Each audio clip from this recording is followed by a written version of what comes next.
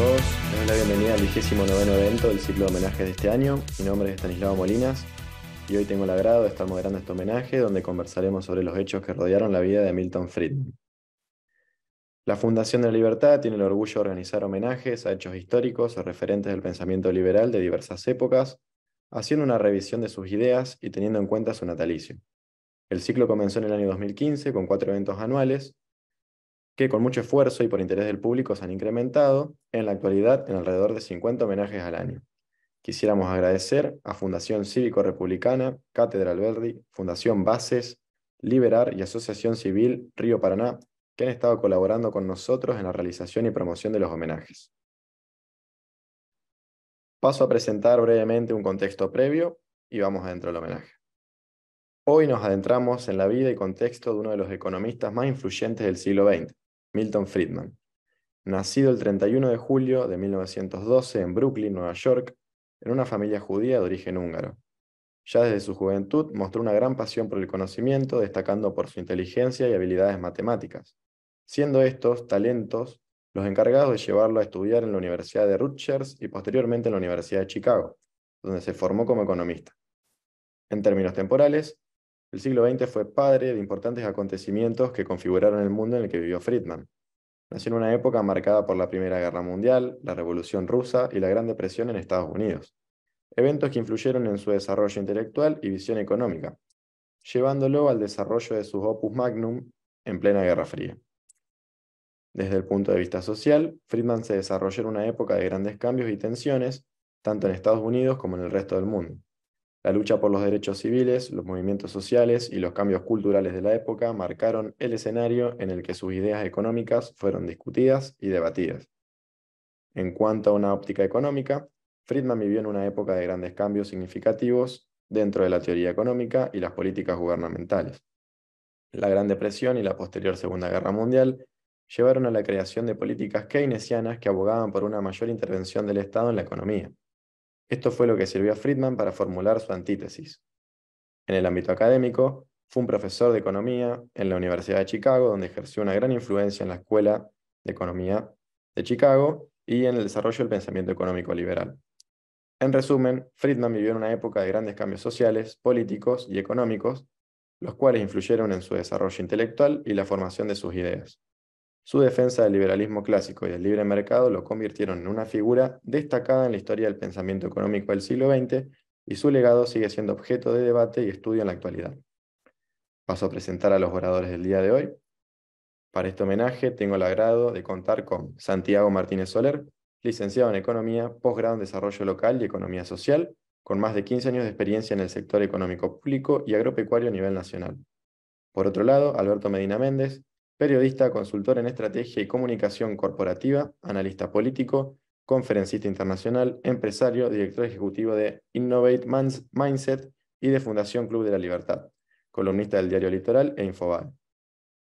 Mientras que los disertantes van exponiendo sus ideas, los oyentes pueden ir dejando sus preguntas o inquietudes en el chat, así en el final de las exposiciones abre el conversatorio para que los oradores puedan responderlas. En referencia a los tiempos de exposición, cada orador tendrá 20 minutos. Vamos ahora sí, en primer lugar con Santiago. Bienvenido, Santiago. Bueno, un saludo a toda la gente presente. Estamos, homenajeando a uno de los más grandes economistas del siglo XX, junto a von Hayek, Schumpeter y Keynes, probablemente uno de los 4 más importantes. Y me parece muy importante rescatar algunas cosas que dijiste en la presentación.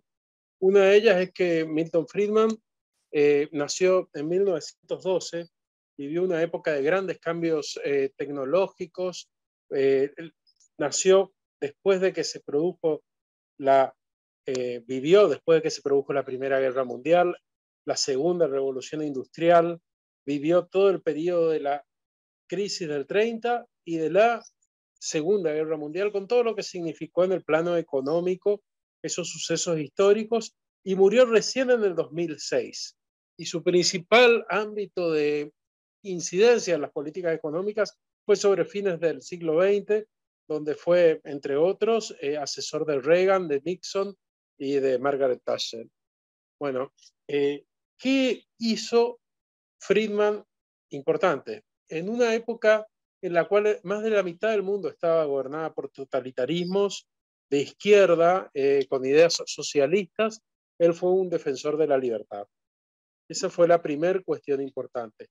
En la otra mitad del mundo no estaba tan definida la posición liberal, todo lo contrario. El discurso keynesiano había penetrado muy fuertemente hasta la década de los 70 aproximadamente, donde la intervención estatal era tomada como positiva para los estados. Entonces, toda esta contextualización hizo que Friedman tenga que rever la teoría liberal y reayornarla para criticar precisamente a su principal oposición en el mundo libre, que era en ese momento Keynes. ¿Qué hizo Friedman? Tomó las ecuaciones de Keynes y las modificó. En el plano del mercado monetario y financiero, que fue en el que seguramente más influyente fue, volvió a recuperar la teoría cuantitativa del dinero. La teoría cuantitativa del dinero plantea una igualdad entre la oferta y la demanda de dinero, donde se demuestra que la demanda de dinero es relativamente estable en el tiempo y solo varía levemente con las variaciones en el ingreso, y por entonces un aumento en la oferta de dinero solo implicará un aumento de los precios en el mercado. No va a haber un aumento, o sea, el dinero no es neutral, como plantean otros economistas. El dinero solamente puede tener un impacto en muy corto plazo. Y para demostrar esto, lo que hace es incluir a las expectativas de inflación en la función de demanda de dinero. Keynes identifica que la demanda de dinero depende del ingreso de los agentes. Los agentes quieren tener dinero en sus bolsillos porque tienen ingreso y parte lo quieren conservar en efectivo y parte lo quieren invertir o ahorrar. Y esa parte es demanda de dinero, la que quieren tener en sus bolsillos. Después depende también de la tasa de interés, porque lo que quieran invertir o ahorrar va a depender de la tasa de interés. Ese es el planteo keynesiano clásico. Lo que incorpora Friedman es que también influye en la demanda de dinero la tasa de inflación esperada. Entonces incluye un condimento adicional que son las expectativas. Y al plantear esto, lo que demuestra es que el dinero a corto plazo puede tener efectos, pero rápidamente la gente se da cuenta que se inició un proceso inflacionario y quiere acelerar el proceso de desprendimiento de dinero, y hasta la curva de Phillips, que es la curva que se planteaba una relación inversa entre inflación y desempleo, se puede volver con pendiente positiva, dejar de tener una relación negativa. Es decir, que una política monetaria muy abusiva puede generar mayor desempleo, caída del producto y todo lo que vivimos en Argentina.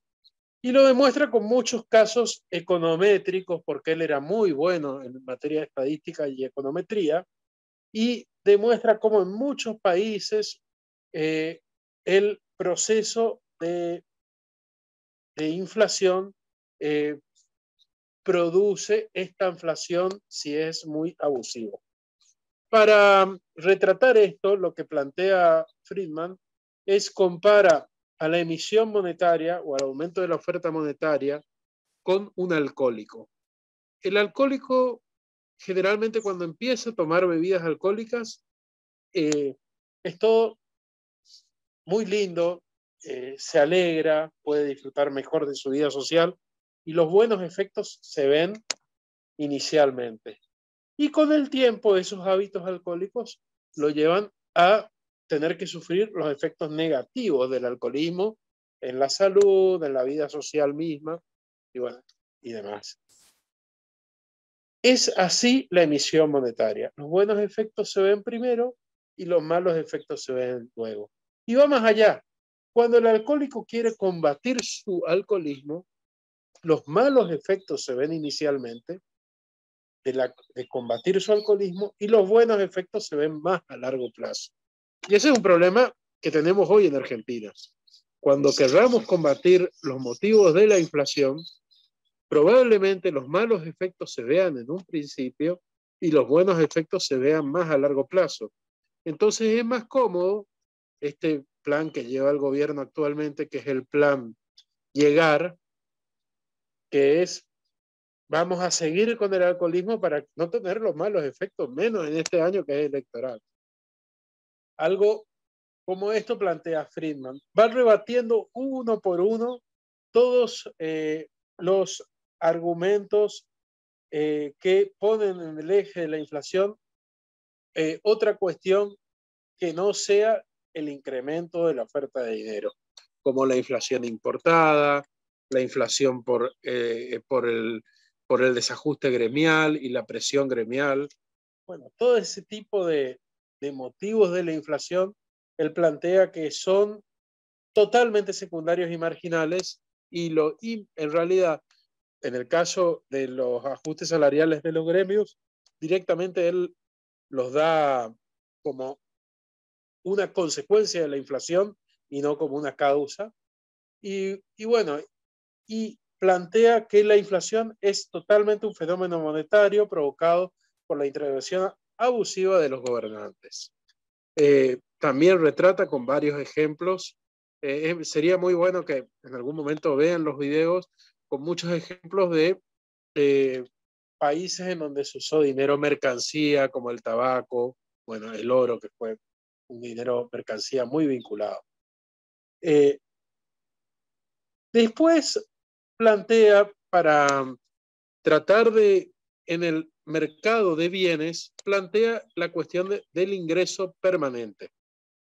Keynes planteaba que la demanda de bienes de los agentes, digamos, los dos grandes mercados estudiados por Keynes son el mercado de dinero y el mercado de bienes. El equilibrio de esos mercados daba la posibilidad de moderar los ciclos económicos. Con la política fiscal expansiva se moderaban los ciclos económicos recesivos y con la política fiscal contractiva durante un ciclo positivo se moderaba el ciclo expansivo. Eso es Keynes básico. Después los keynesianos posteriores ya fueron más amigos de la intervención permanente. Bueno, el tema es que para que eso funcione, Keynes plantea que el Estado tiene que aumentar el gasto público durante los años recesivos, endeudándose principalmente, porque tampoco Keynes es muy amigo de la política monetaria, y cuando aumenta el gasto público en los momentos recesivos, hace que aumente el ingreso de las personas, que esas personas consuman más y el ciclo recesivo se modere y volvamos hacia el ciclo expansivo. Bueno, esa idea, ¿cómo la falsa Friedman? Friedman plantea que los agentes, cuando tienen un aumento del ingreso circunstancial, no aumentan el consumo de ese periodo, sino que se fijan en el ingreso permanente. Miran el ingreso que van a tener a lo largo de toda su vida, lo dividen por los años que van a vivir y en base a sus expectativas de ingreso llevan adelante sus conductas de consumo. La realidad es que este modelo de Friedman no se ensambló tanto con la realidad. O sea, los modelos son, por ejemplo, yo puedo decir, voy a dibujar el Parque Cambacuá y hago un triángulo. Es un modelo del Parque Cambacuá, pero no se ajusta a la realidad.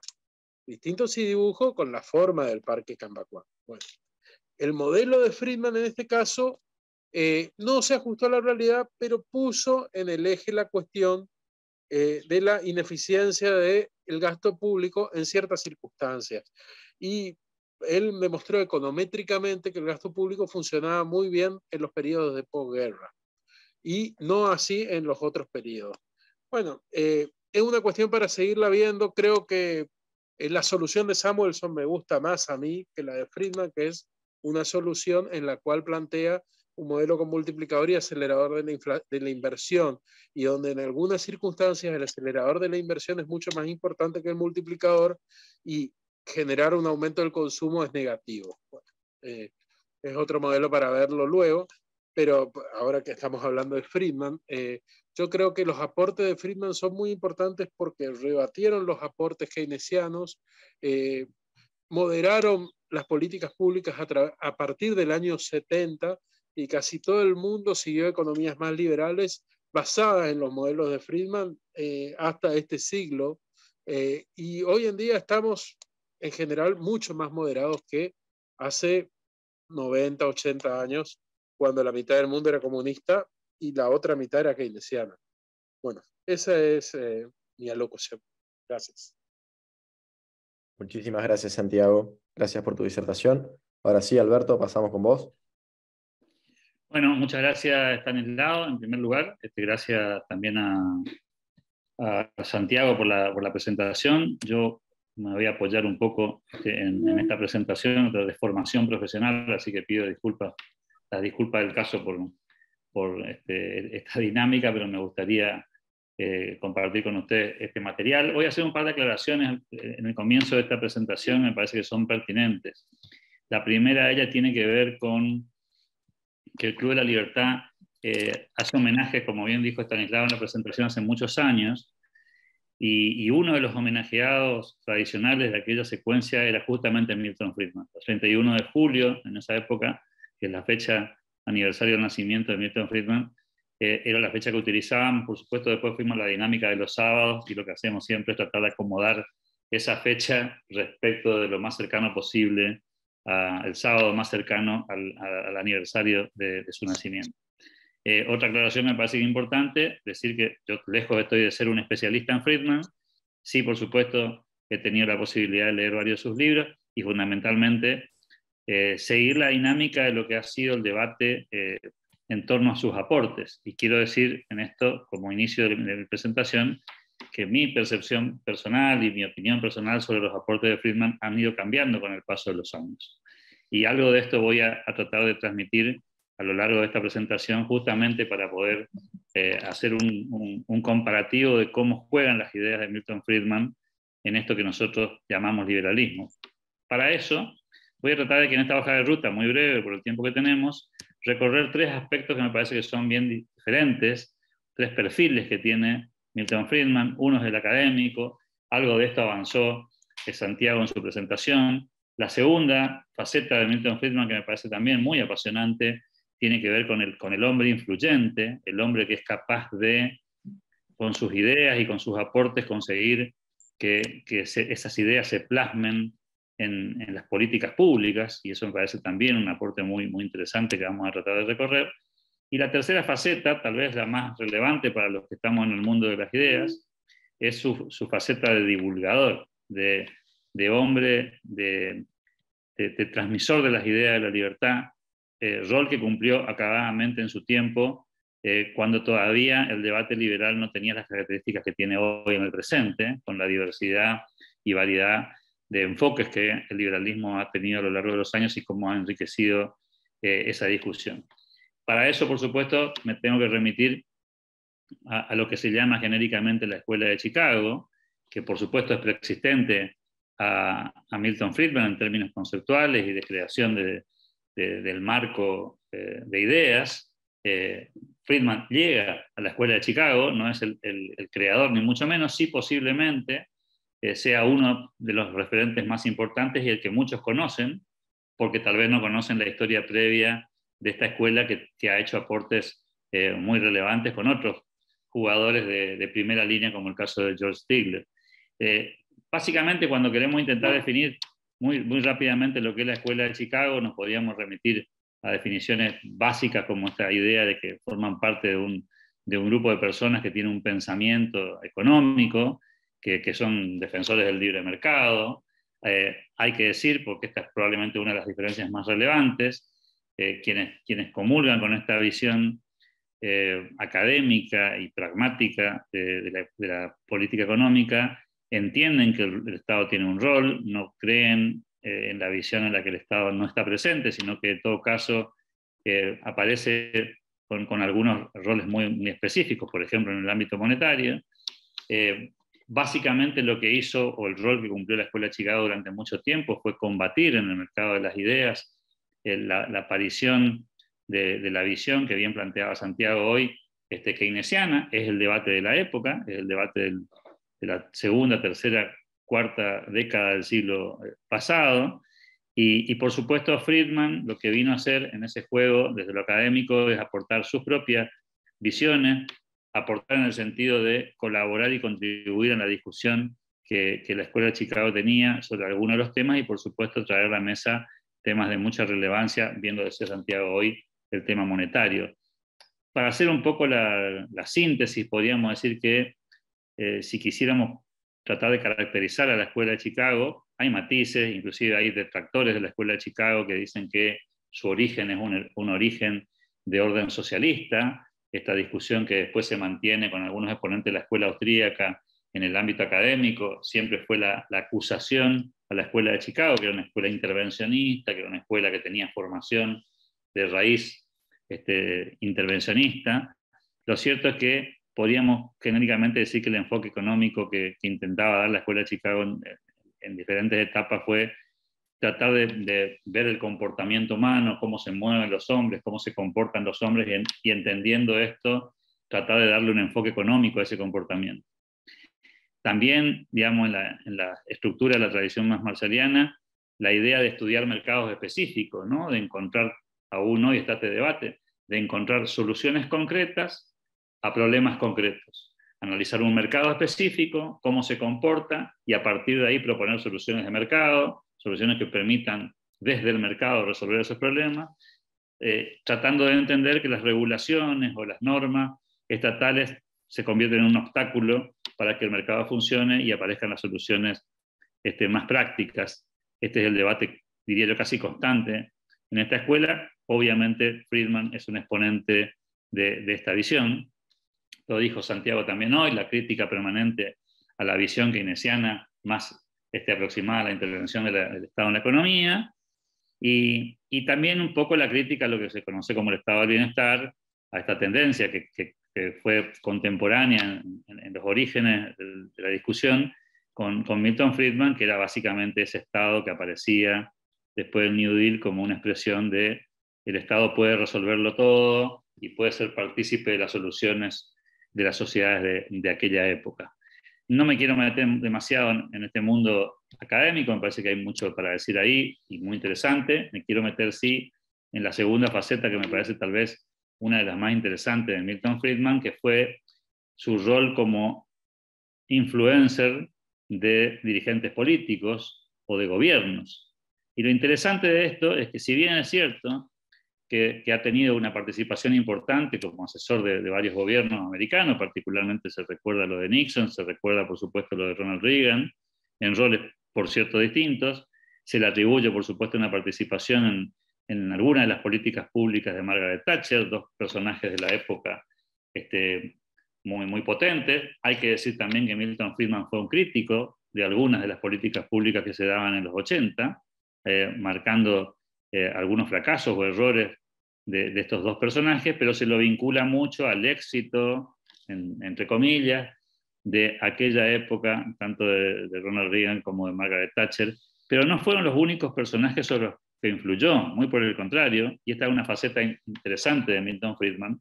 Él no tenía prejuicio ideológico respecto a cómo aportar a las políticas públicas. De hecho, muchos lo critican, y particularmente en América Latina, por su participación en la discusión del plan económico chileno, inclusive por su acercamiento a la figura de Pinochet. Este es un tema que se utiliza habitualmente, como decimos en la Argentina, como si fuese una especie de chicana política, ¿no? Una manera de criticarlo respecto a su actitud en torno a las dictaduras militares. Es un costado que suelen utilizar algunos personajes del Foro de Sao Paulo y de la izquierda contemporánea latinoamericana para decir que aquellas políticas estaban influenciadas por el pensamiento americano, esto del neoliberalismo y todo lo que ya conocemos, mucho de lo que estamos hoy aquí en esta presentación. Y no hay duda alguna de que no solamente Friedman, sino particularmente algunos exponentes de la Escuela de Chicago han participado en el proceso de reformas que finalmente le permitieron a Chile, al inicio en tiempos de dictadura, luego en tiempos de democracia, conseguir probablemente uno de los mayores éxitos socioeconómicos que tuvo América Latina recientemente, tal vez uno de los pocos, diría yo, con todo el cuestionamiento que se podría hacer desde el punto de vista político a su participación directa o indirecta en la colaboración con este gobierno, visto con el diario El Lunes, por cierto, ¿no? Aunque hay que reconocer, hay anécdotas que cuentan su convicción de colaborar y contribuir sin participar demasiado activamente, aduciendo que había muy buenos economistas en Chile que representaban estas ideas y que las ideas del capitalismo estaban suficientemente bien representadas por los implementadores de las políticas públicas de aquella época. Y este también es un dato interesante. Curiosa la crítica que se le hace a Friedman respecto a su participación en dictaduras, sobre todo viniendo de la izquierda, porque también es sabida su presencia en China, y también es sabida la influencia que ha tenido en China Milton Friedman respecto a los cambios que años después se fueron dando en ese país. Parece que a la gente de la izquierda no le molesta tanto la dictadura china, porque parece que ese no es un objeto de crítica respecto a la participación de Milton Friedman y su vínculo con los gobiernos no democráticos. Pero tal vez lo más interesante de esto, y a propósito de China, hay una anécdota que se le atribuye a Milton Friedman. Dice haber visitado un espacio donde estaban miles de obreros usando palas y preguntó por qué no usaban excavadoras para hacer aquello. La respuesta fue que eso generaba más trabajo, y finalmente dicen que Friedman dijo: usen cucharas entonces, ¿no? Defendiendo un poco irónicamente su visión sobre cuánto contribuía al progreso la utilización de tecnología y en qué medida el argumento de la defensa del empleo era muy pobre. Pero vuelvo a la cuestión de fondo que me parece interesante, que tiene que ver con esto de mirar un poco más de cerca la cercanía que tenía Milton Friedman respecto a cómo contribuir en políticas públicas. Muchas de sus ideas no solamente han repercutido en Europa y en Estados Unidos, particularmente en Thatcher y Reagan, sino también, como veíamos, en América Latina, en China, dicen que también en Rusia y otros países. Él no tenía una mirada ideológica respecto a cómo contribuir para que el mercado funcione mejor. Priorito que por ahí hoy tenemos un poco más los liberales respecto a dónde contribuir y dónde no contribuir. Voy a llegar al fondo de esta cuestión que me parece interesante desde el punto de vista práctico, porque esa posición o esa visión pragmática por un lado, pero al mismo tiempo heterodoxa en términos ideológicos, le ha costado muchas críticas, tanto a la Escuela de Chicago como a Milton Friedman, porque lo veo claro, los más libertarios y los más anarcocapitalistas no le perdonan, digamos, estas concesiones o este ida y vuelta para aceptar políticas que están, digamos, a mitad de camino y que no consiguen completar lo que de alguna manera es el ideal liberal o libertario. Por eso se resisten inclusive a que se lo considere en muchos casos a Milton Friedman como un liberal. Esto es parte de la discusión ideológica en muchos sectores del liberalismo. Dicen Milton Friedman no es liberal porque acepta la participación del Estado y está de acuerdo en un grado de intromisión que un liberal no debería aceptar, dicen en tono crítico. Milton Friedman tiene argumentos en esta dirección que me gustaría también luego compartir con ustedes. Y un poco, llegando un poco al fondo de la cuestión, esta fue una serie de 10 capítulos que se dio en aquellos años, en 1980, y que mostró un costado de Milton Friedman que excedía la cuestión académica. Tenía que ver con su perfil divulgador, con su talento para transmitir ideas. Muchos de estos capítulos los van a poder encontrar seguramente ustedes en internet, y la invitación es a que lo hagan porque realmente vale la pena. En muchos casos su participación en foros televisivos ha dado mucho que hablar, y hay recortes de aquellas participaciones, inclusive en muchos casos subtituladas, que valen la pena ver, porque básicamente lo que hace es no solamente argumentar muy bien, sino contraargumentar muy bien. Y en ese sentido, creo que el aporte, tal vez, esto es un poco atrevido de mi parte, pero creo que más allá de sus aportes académicos, que han sido muchos y valiosos, algunos de ellos todavía en discusión y controversiales, pero la inmensa mayoría de ellos aceptados al menos por una parte importante del ámbito académico, es este rol de divulgador, porque se ha convertido de alguna manera en un constructor de frases muy creativas que simplifican el pensamiento liberal y que llegan un poco a la mayor cantidad de personas. En ese sentido, a mí me gustaría rescatar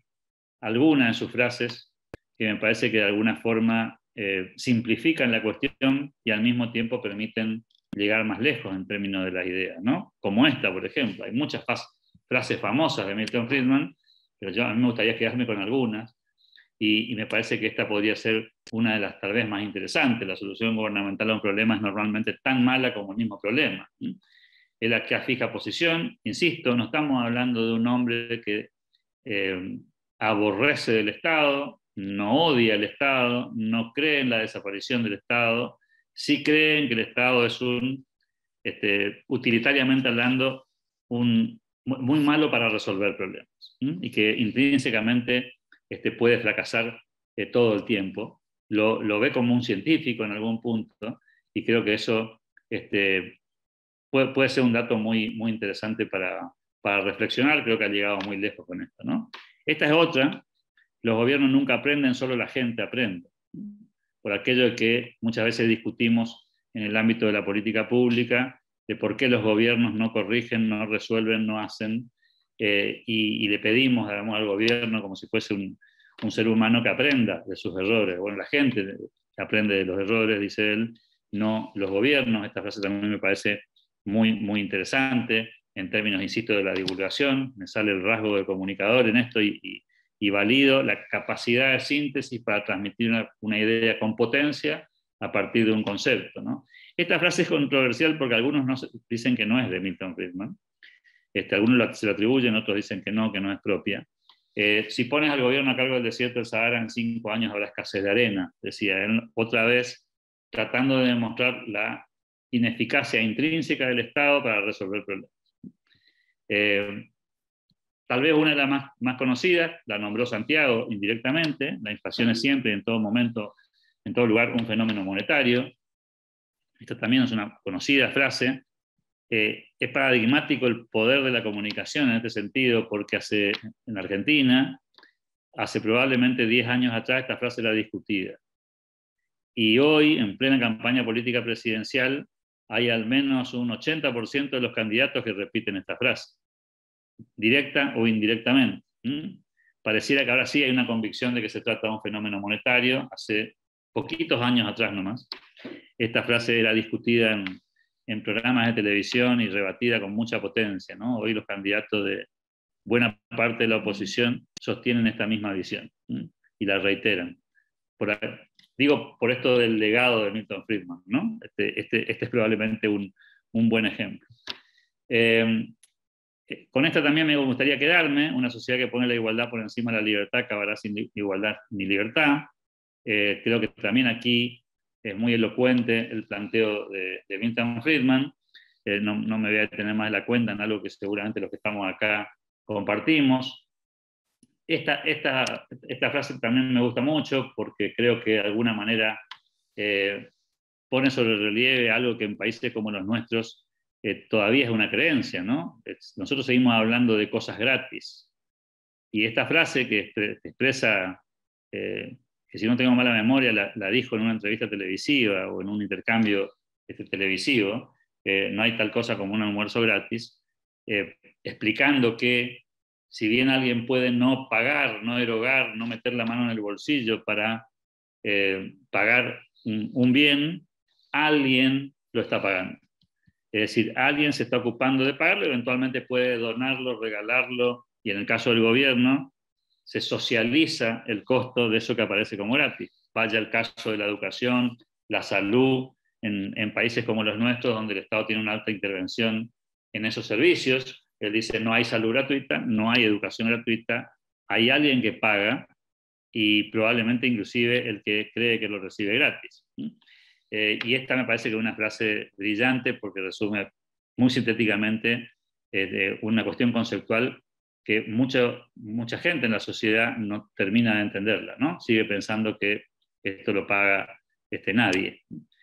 Y otra que me parece que tal vez, y llego voy avanzando hacia el final de mi presentación, que me gustaría compartir con ustedes, tiene que ver con esta frase que también es parte de un intercambio, de un diálogo de Milton Friedman, donde dice: estoy a favor de reducir impuestos bajo cualquier circunstancia y por cualquier excusa, por cualquier razón, en cualquier momento en que sea posible. A mi juicio, esta frase desnuda el pensamiento profundo de Milton Friedman y la gran controversia que hay con el resto del liberalismo más ortodoxo, si se me permite el término, ¿no?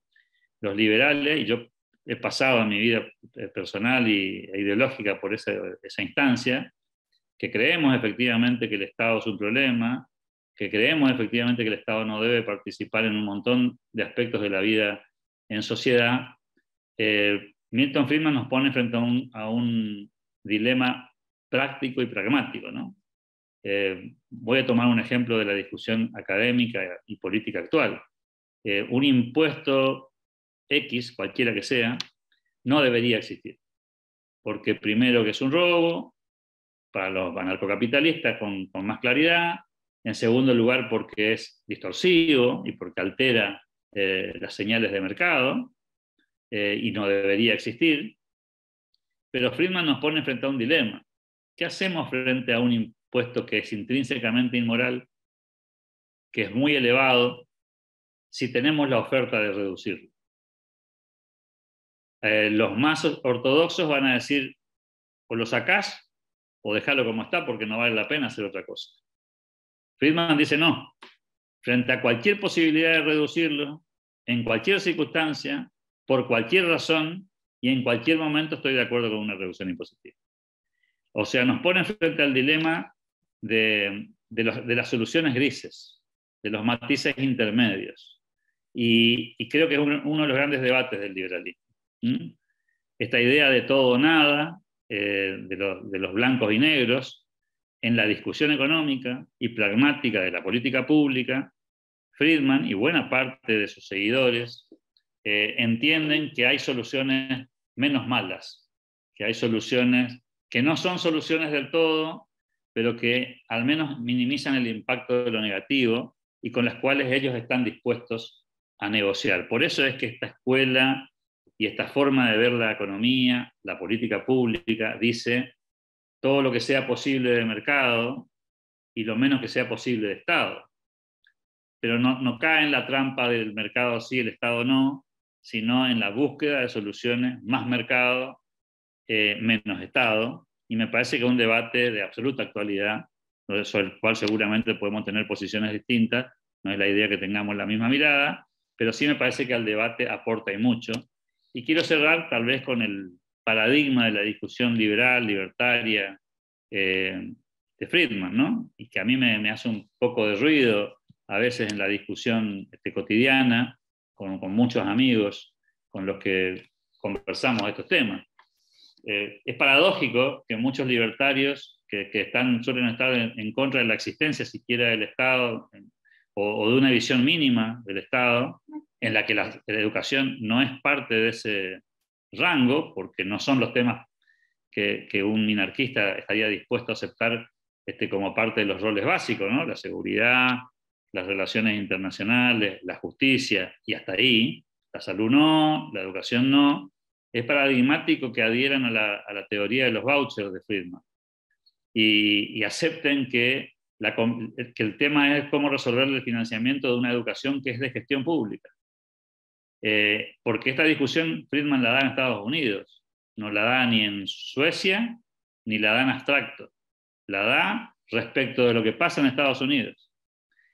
Y en muchos casos, tal vez a mi juicio con mucha superficialidad, particularmente en América Latina, traemos la discusión del voucher a nuestros países y la importamos de la idea original de Friedman, omitiendo varios detalles.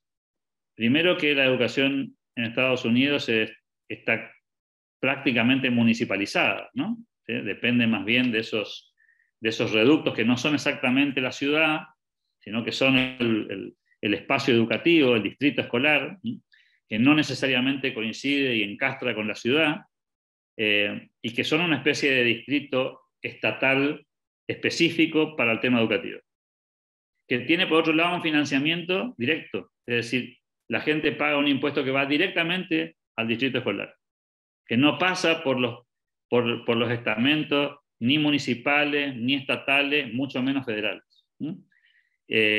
Y por eso él plantea esa suerte de competencia a partir de la distribución del presupuesto. Un presupuesto que está muy claro cuál es, que se puede efectivamente subdividir.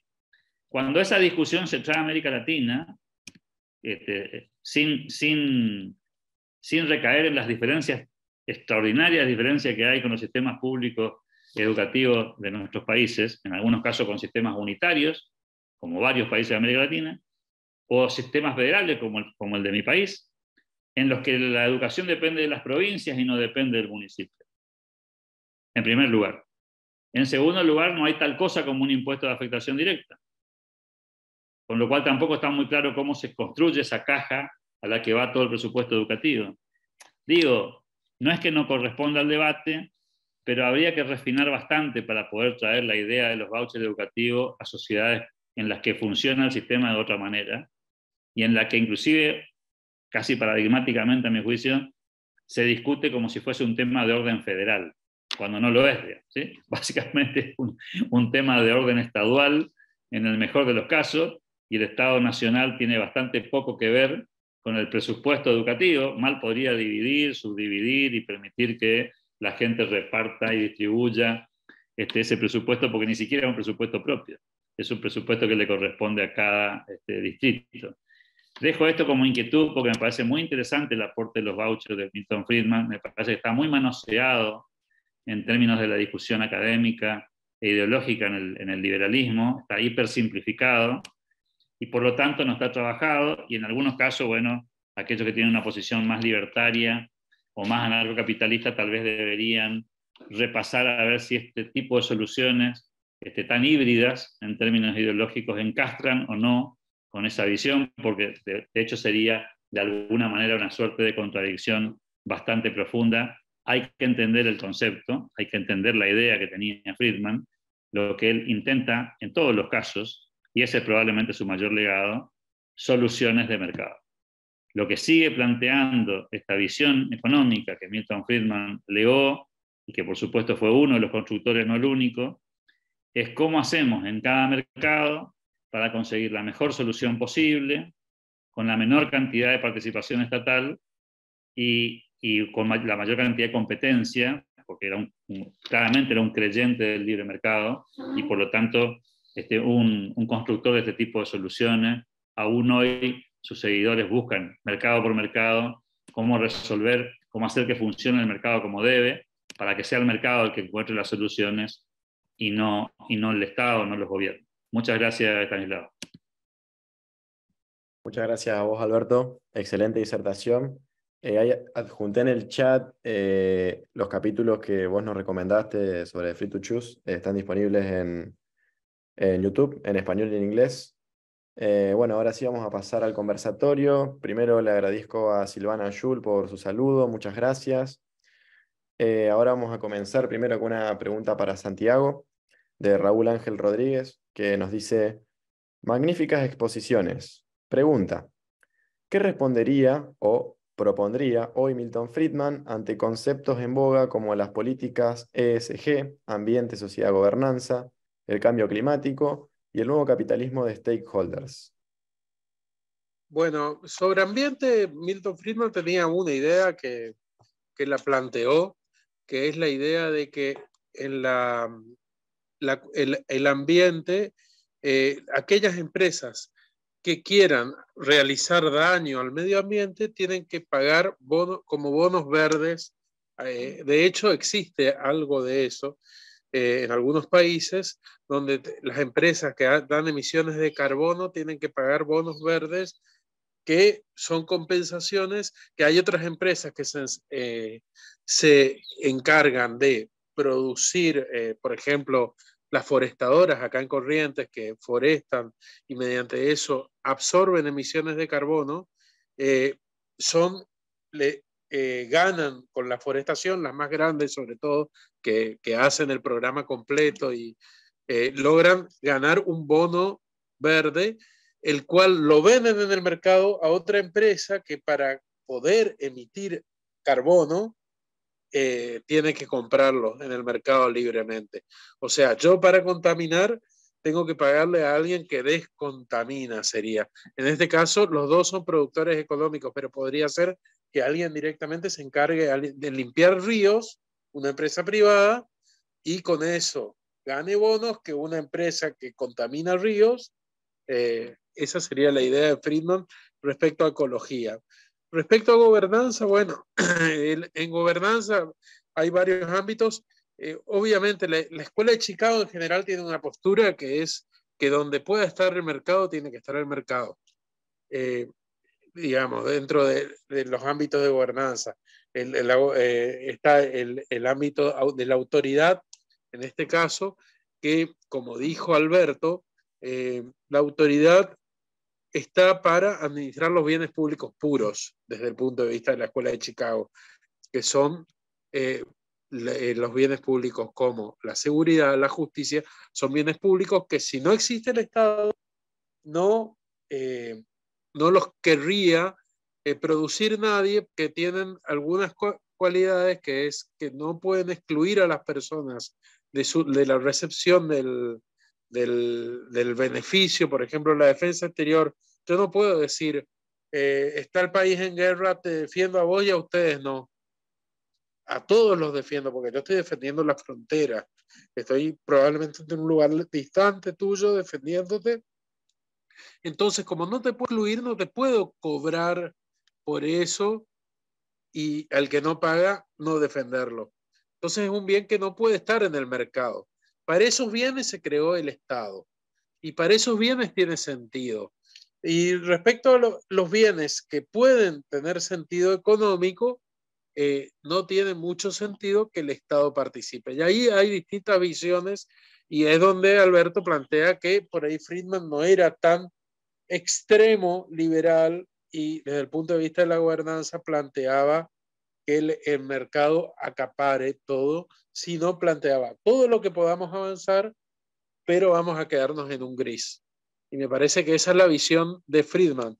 Vamos a quedarnos en un gris, y la educación va a ser pública y privada, y vamos a quedarnos en un gris, y vamos a tener salud pública y privada. Bueno, eso sería la posición de Friedman respecto a gobernanza. Tanto los distintos actores sociales, como el gobierno acá, que ejerce el poder autoritario, como el mercado, compiten en la gobernanza.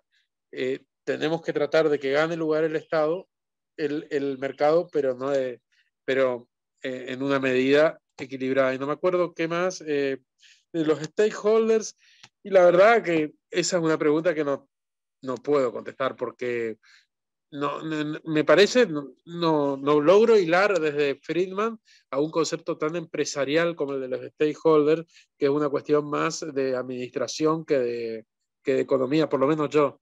Capaz a Alberto se le ocurre algo, pero a mí no, claro. Bien, genial, Santiago, excelente, muchas gracias. Bueno, Alberto, te paso también esta última parte de la pregunta anterior, y una vez terminado eso, tengo otra más para vos. Dale, yo creo que interpretar lo que Raúl pregunta respecto a este tema de los stakeholders, que tiene que ver tal vez con esta idea de lo que podríamos llamar en América Latina el capitalismo de amigos, ¿sí? Algo así como ese capitalismo corporativo en el que hay jugadores que tienen un peso relativo muy, muy relevante, y entonces se convierten en protagonistas de alguna manera del sistema, ¿no?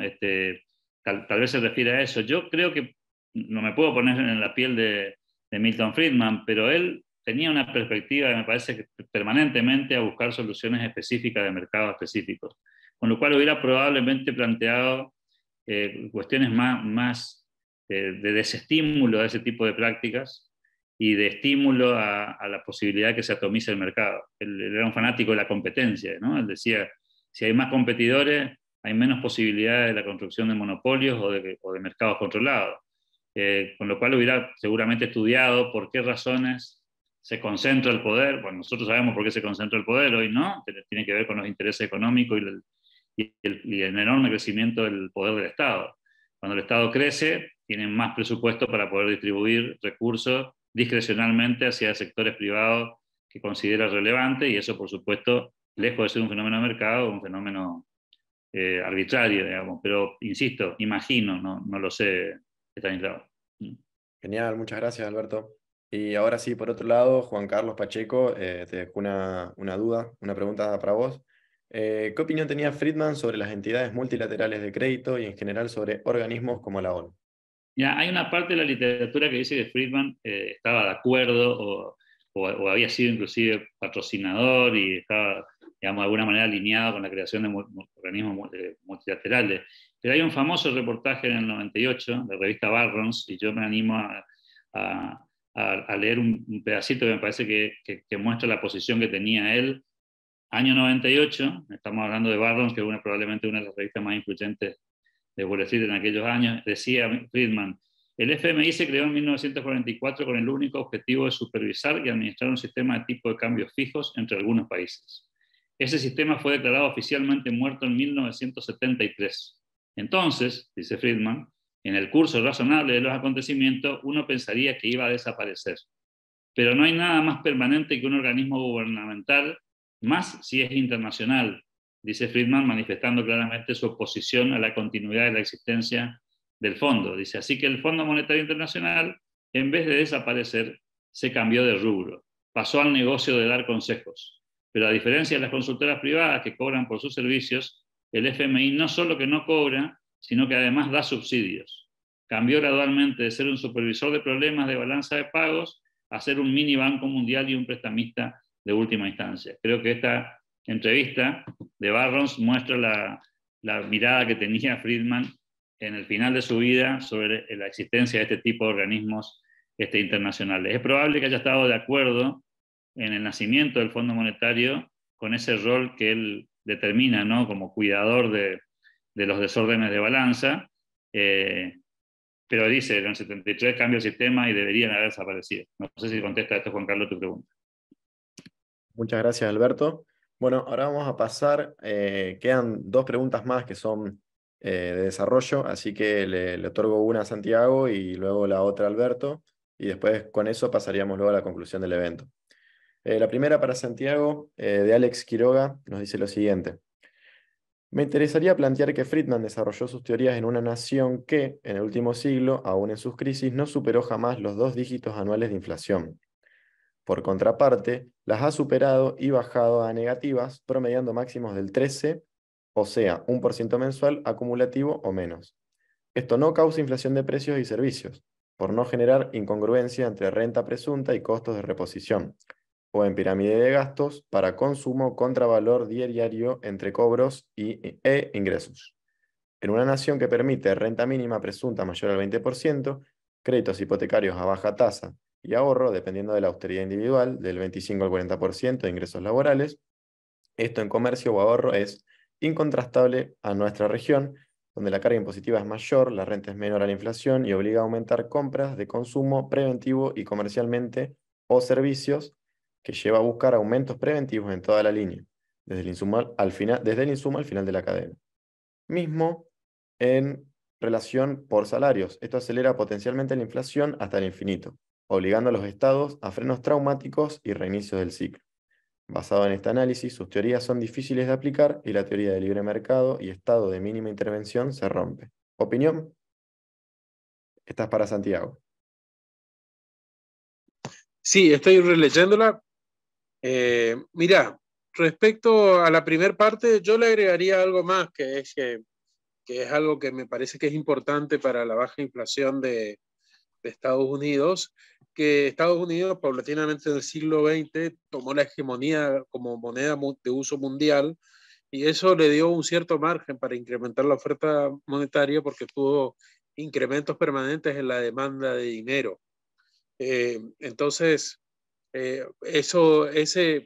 esa situación creo que se está terminando. O sea, la gran ventaja estadounidense por el transformarse a tener el monopolio de la moneda mundial. Creo que por distintos motivos se está terminando. Uno es por la alta tasa de bancarización, que el efectivo físico se está dejando de usar a pasos acelerados. Pero bueno, es una cuestión para discutirla respecto a lo monetario. Ahora, plantear que en Argentina el problema de la inflación es producido por distintas cuestiones de coyuntura, como la discusión gremial o la cuestión impositiva o tomar precaución sobre la inestabilidad institucional, a mí me parece que si bien las circunstancias institucionales, los cambios repentinos y demás, obligan por ahí a los empresarios a tomar decisiones económicas, está demostrado que cuando tuvimos un tipo de cambio que dio garantías y que la gente confió durante casi una década, en la década de los 90, el proceso inflacionario mermó y también tuvimos inflaciones menores a los 2 dígitos y momentos de deflación, como marca él en su análisis. O sea que a mí me parece que la discrecionalidad del Estado en la generación de oferta monetaria sigue siendo el principal motivo de la inflación, más allá de que las cuestiones institucionales e impositivas generan inflación, pero no es la cuestión central en Argentina. De hecho, está bastante demostrado que cuando tuvimos este acelere del proceso inflacionario, el primero el año pasado y ahora nuevamente, en ambos momentos hubo un incremento muy importante de la oferta monetaria. O sea que me parece que si uno hace la regresión entre oferta monetaria y tasa de inflación con con un periodo de diferencia, o sea, hoy aumento la oferta, mañana tengo mayor inflación, perdón, sobre el celular. Bueno, esa es mi posición, pero bueno, respeto las posiciones más heterodoxas. Muchas gracias, Santiago. Bueno, ahora sí, Alberto, la última del día de hoy es para vos, de Ricardo Orellana Torres. Mis felicitaciones a los disertantes en primer lugar. El gran problema que veo con Friedman es que existen algunos que quieren ejercer la interpretación única de su pensamiento. De tal forma que a veces, desde la academia y la política, le hacen todo lo contrario a lo que él sostenía. ¿Qué se podría hacer desde nuestras trincheras para quedarnos con su mensaje y con espurias interpretaciones? Gracias, Ricardo, por la pregunta, porque la verdad que es muy pertinente y si me permite, Stanislao, voy a aprovechar para hacer doblete ahí con la pregunta que hizo Susana también, que me parece muy, muy interesante. A ver, es muy difícil convertirse en una suerte de intérprete de alguien que ya está fallecido y que no vive este tiempo, digamos, ¿no? Entonces, traer su pensamiento a hoy e imaginar cómo pensaría es muy difícil, primero. Segundo, los seres humanos cambiamos de forma de pensar. El Friedman, digamos, de la escuela de Chicago de los 50 no es el Friedman del 2006. Con lo cual, me parece que también hay que empezar a comprender cómo es la dinámica de la vida humana, porque ni nosotros mismos tampoco pensamos todo el tiempo lo mismo, sino que a medida que vamos avanzando en nuestro tiempo y espacio, vamos madurando las cosas de una manera diferente. Yo creo que el gran legado, si te tuviese que elegir una palabra, Ricardo, me quedaría que creo que el legado de Friedman es la capacidad para tratar de analizar situaciones específicas y las mejores soluciones posibles para cada tema, ¿no? Si quiero lograr un resultado, busco la mejor solución posible, no la ideal, no la única, de hecho no creo en las soluciones únicas, y creo que ese es un legado que nos debería quedar como liberales, ¿no? ¿Cómo hacemos para resolver este tema que nos parece importante de la mejor manera posible? Y por eso ato con la pregunta de Susana, pues ella dice qué haría hoy o qué pensaría hoy con respecto a estos avances de los organismos multilaterales sobre la soberanía de las naciones. Yo creo que este modelo contemporáneo de tanto avasallamiento internacional sobre lo nacional, digamos, y tanta intromisión indirecta, inclusive no solamente de las corporaciones estatales, sino también de algunas corporaciones que son extraestatales y que atraviesan todo el sistema, son otra vez producto de la falta de competencia. Es decir, en la mirada de Friedman, él pondría el ojo lo consideraría un mercado y diría que este mercado no funciona porque tiene jugadores que centralizan el poder gracias a normas, ¿no? Gracias a leyes que les dan un poder especial sobre el resto y porque no hay regulaciones laxas que permitan que otros organismos compitan contra ellos y le quiten relevancia. Pero insisto, es aventurado de mi parte, creo que tiene que ver más con una imaginación de lo que él pensaría que con lo que seguramente pensaría. Muchas gracias. Gracias a vos, Alberto. Bueno, ahora sí, para ir cerrando un poco el evento, les quería pedir una breve síntesis de lo que han intercambiado el día de hoy. En primer lugar a Santiago y bueno, luego a Alberto.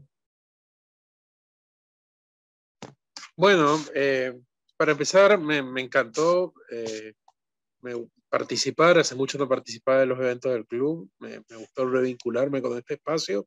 Me parecen muy interesantes las preguntas que hicieron. En realidad, en la pregunta que me hicieron a mí también preguntaba no solo sobre la cuestión monetaria, sino también sobre la cuestión de la intervención estatal y la necesidad de que el Estado intervenga en Argentina. Y después hay alguien que también preguntó en varias oportunidades respecto al rol del Estado en la inversión social, qué pensaría Friedman. Y realmente nosotros nos encontramos ante un desafío que es la falta de oportunidades en la sociedad.